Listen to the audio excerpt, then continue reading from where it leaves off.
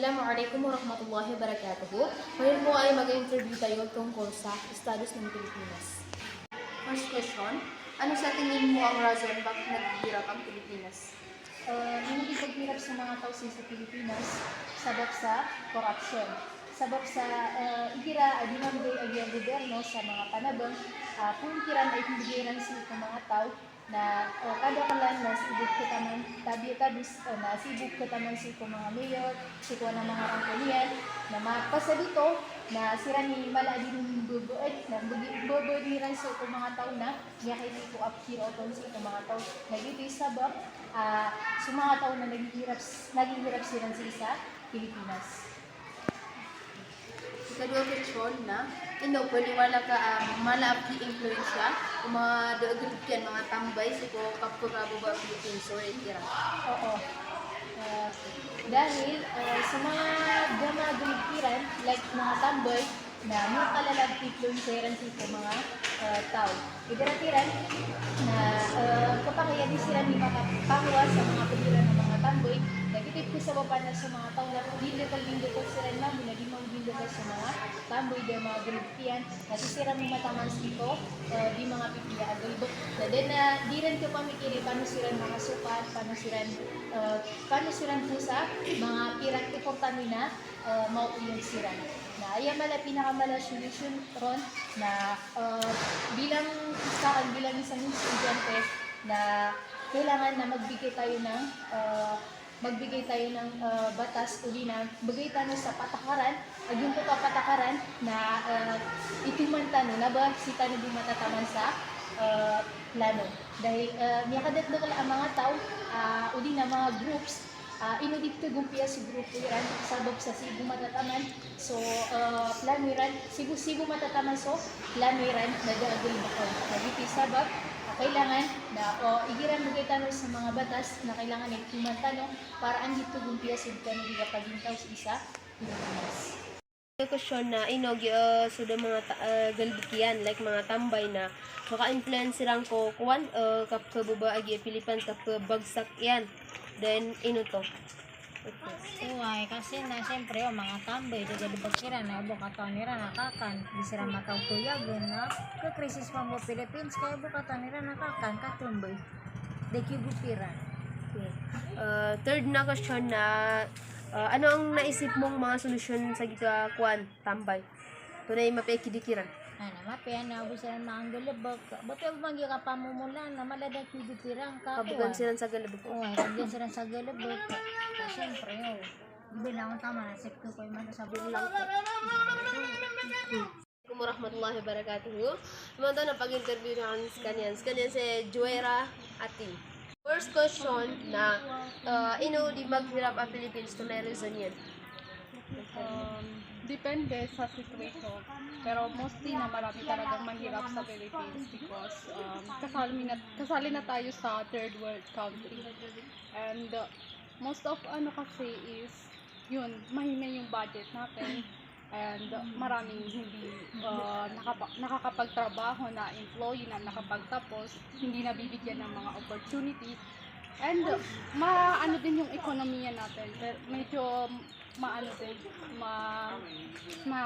mahina yung takbo ng pera natin. So, ganun yung nangyayari. Bakit maraming naghihirap? Pero for me, as of my observation, kasi karamihan kasi sa atin is yung job opportunity talaga is kulang. Ganun why maraming hindi nag-improve sa country natin. Next question na so the mga galgian na anap influence isa Philippines so kapwa kahit Philippines like sa mga tambay na ka-influence ni ran bagsak iran na Philippines then to if yes or no.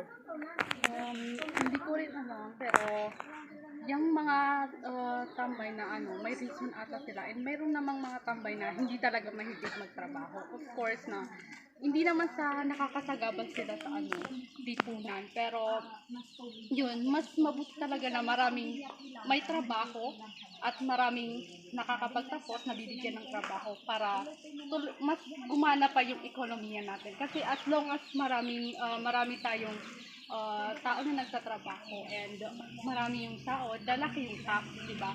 Kapag marami tayong mayayaman na tao na nagtatrabaho. So, kapag marami yung tax, malaki yung tax natin, of course, lalaki din yung pondo ng government natin. And about naman sa government, iba na yun, bakit nag-ano yung ano natin. Pero yung mga tambay kasi na depende yan sa kung ano yung ano nila. Pero hindi sila mostly nakakasagabal sa atin. Tambay lang sila. Wala din silang nakuha ng trabaho. Mahirap din kasi maghanap minsan ng trabaho. Okay, last question na. Kung na pikir ka or anong naisip mo na maaaring solusyon sa gito issue?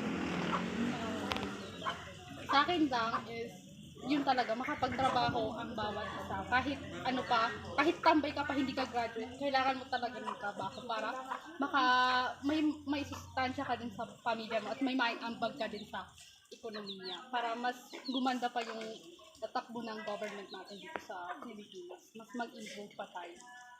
Yun lang.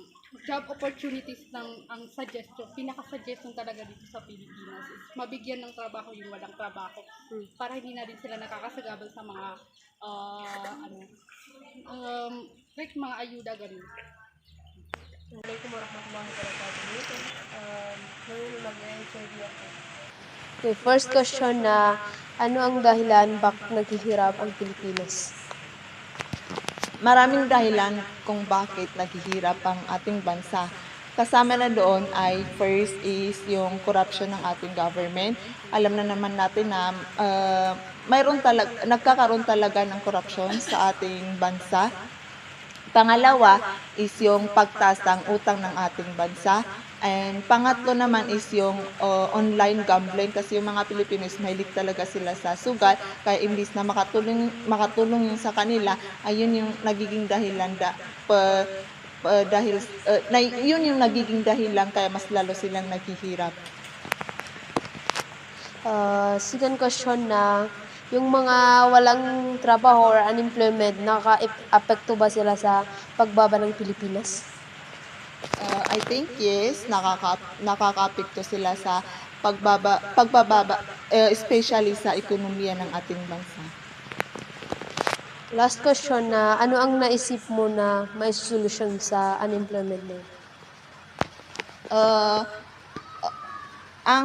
Of course, ang solution dyan is mag-offer ng maraming jobs ng gobyerno para maraming para yung mga unemployed people is makakuha sila ng pagkakataon na magtrabaho and dapat yung jobs na yun is suitable sa kanila.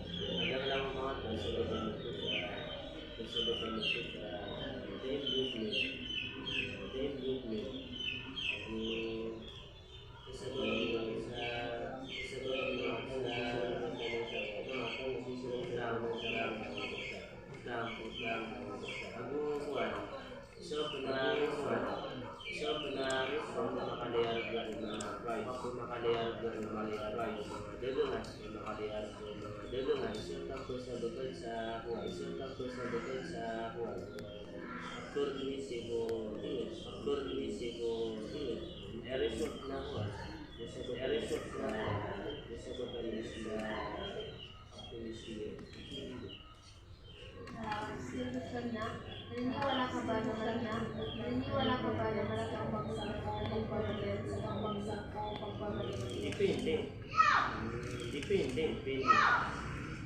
Depende kung ano. Maganero na kanilig ko rin. So, once kanilig ko rin ang tawag sugar. Ganun ang tawag sugar. So, may lumatak din siya.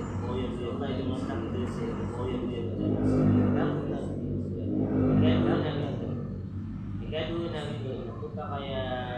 Napunta kaya kapitulog sa po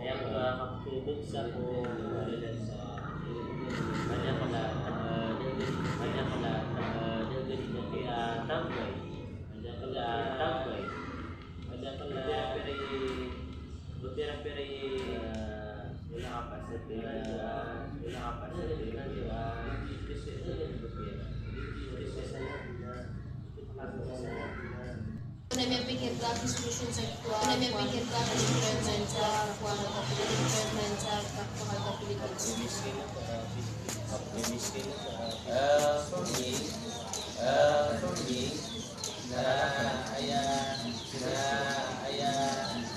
dapat na sa mga tao si Ranse, kuyagan, kuyagan. Natin ba o gamata ang dinalaran sa paa, di na sa mga tanah, dinulkasiran next seminar, kuyagan naman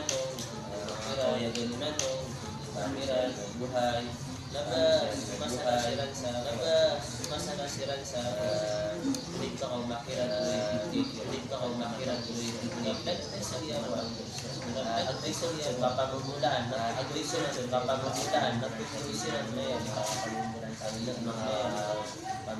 mga pangkilala nila bago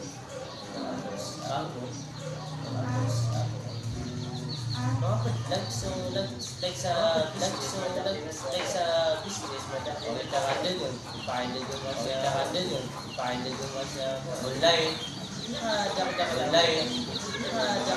kita sila sa kaptulis